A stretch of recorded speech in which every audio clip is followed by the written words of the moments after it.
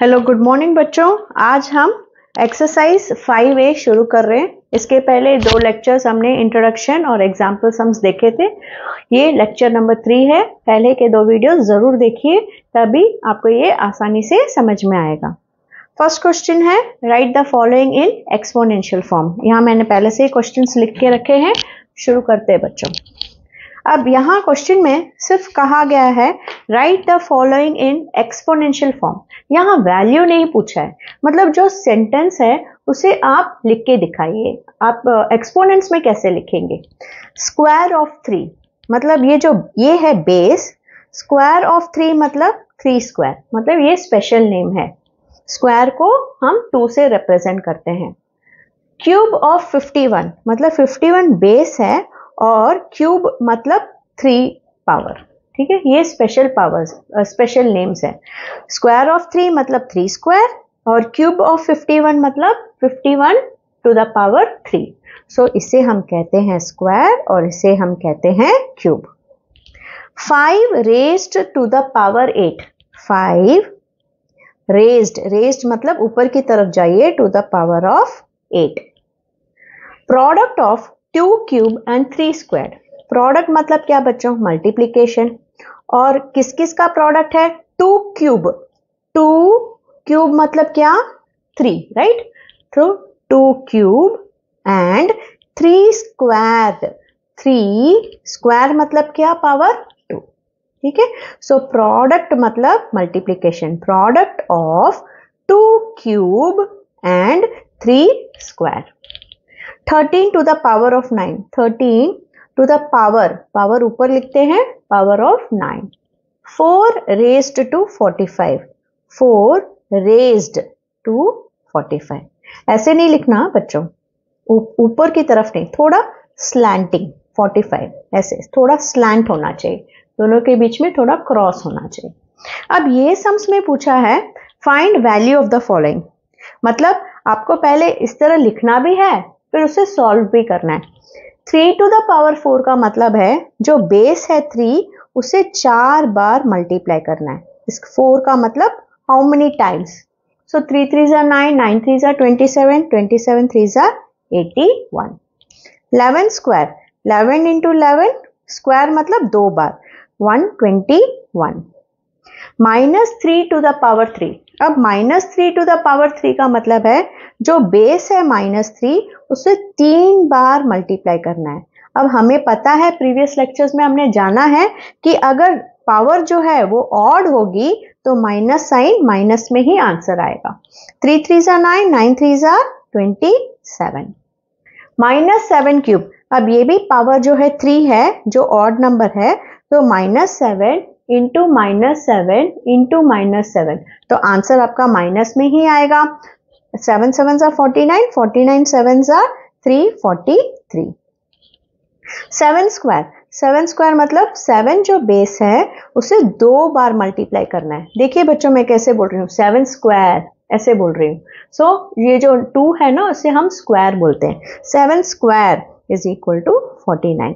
4 to the power 4 मतलब 4 को 4 बार multiply करना है, तो आंसर आएगा 4 4 16। ये भी 4 4 16, 16 इंटू 16 256। मुझे ऐसे ही समझ में आता है। -4 टू द पावर 4, अब यहाँ ऑड था तो आंसर नेगेटिव में आया है। यहाँ पावर इवन है, 4 इवन है, तो आंसर आपका पॉजिटिव ही आएगा, नेगेटिव नहीं आएगा। तो आप -4 इंटू -4 इंटू -4 करोगे तो भी आपका आंसर 256 ही आएगा, क्योंकि यहाँ -4 टू द पावर 4 है।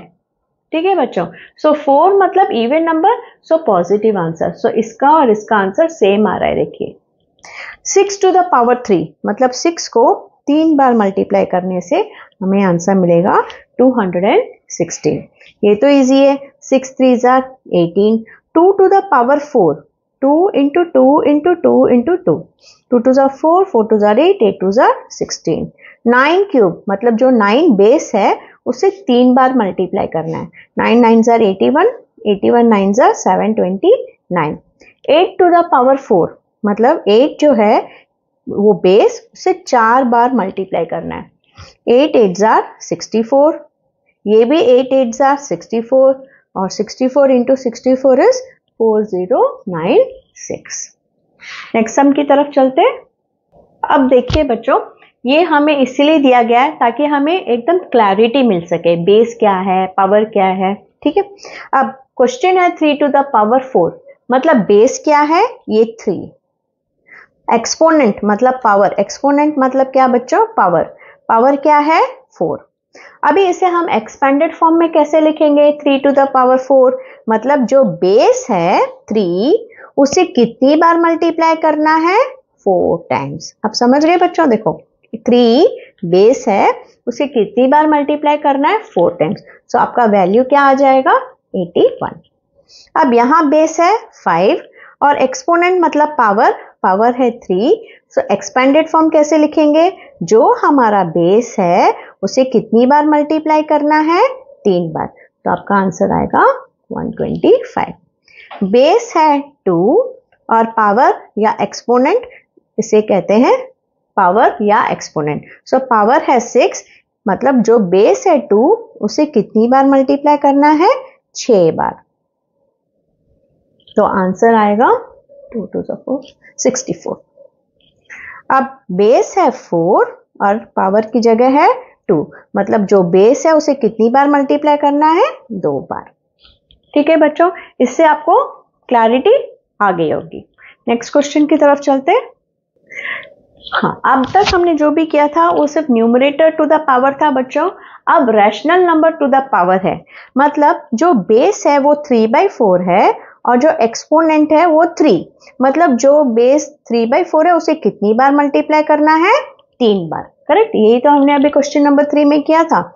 3 3s are 9, 9 3s are 27, 4 4s are 16, 16 4s are 64। अब ये बेस है -2/5, इसे कितनी बार मल्टीप्लाई करना है, 5 बार।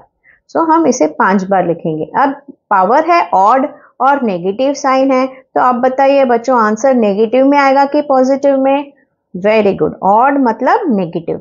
2 2s are 4, 4 2s are 8, 8 2s are 16, 16 2s are 32। 5 5s are, ये मल्टीप्लाई करेंगे, 5 5s are 25, ये भी 5 5s are 25, 25 25s are 625, 625 into 5 3125। ठीक है, -5/8 टू द पावर 4। अब -5/8 जो है वो बेस है, तो एक्सपोनेंट है 4 मतलब 4 टाइम्स हमें -5/8 को मल्टीप्लाई करना है। अब ये नेगेटिव है लेकिन जो पावर है वो इवन है, तो आंसर क्या आएगा, ऑड था तो आंसर नेगेटिव आया, अब इवन है तो आंसर पॉजिटिव आएगा। सो 5 5s are 25, 5 5s are 25, 25 25s are 625, 8 8s are 64, 64 8 8s are 64, 64 into 64 4096। Next sum 4/5 base है और एक्सपोनेंट है 3, मतलब इसे 3 बार मल्टीप्लाई करना है। 4 4s are 16, 16 4s are 64, 5 5s are 25, 25 5s are 125। -7/10 to the power 3, अब ये ऑड है और नेगेटिव है, तो आंसर कैसे आएगा बच्चों, नेगेटिव। -7/10 जो हमारा बेस है उसे कितनी बार मल्टीप्लाई करना है, 3 बार। सो आंसर नेगेटिव में आएगा 343/1000। 1 1s are 1 और कितने जीरो से, 3, तो 3 जीरो लगा दिया। अब 7/10 बेस है और पावर क्या है, 3। अब बच्चों भले पावर इधर ऑड है, आंसर पॉजिटिव ही आएगा। क्यों, क्योंकि इधर तो नेगेटिव साइन नहीं है ना। ये जो ऑड और इवन का स्टोरी है ये सिर्फ नेगेटिव साइंस पे लागू होता है। अगर नेगेटिव ऑड तो नेगेटिव, नेगेटिव इवन तो पॉजिटिव। ठीक है, नेगेटिव ऑड तो नेगेटिव, नेगेटिव इवन तो पॉजिटिव। अगर सिर्फ पॉजिटिव है तो ऑड या even is not matter because you are not going to multiply negative at all. So answer 343/1000 जो इधर है वही इधर भी आएगा।